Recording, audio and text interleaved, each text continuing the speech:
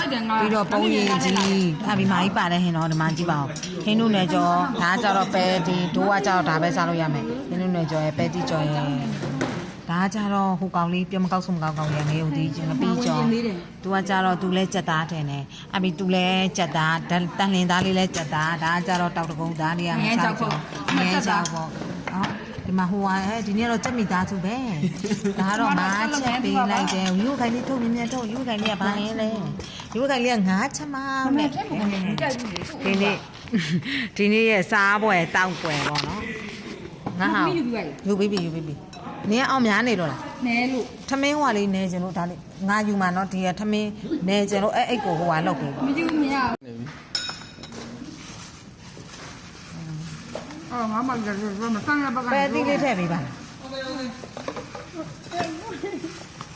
ဖြည်းဖြည်းထည့်နော်ညနာလေးအားနဲ့မှန်တယ်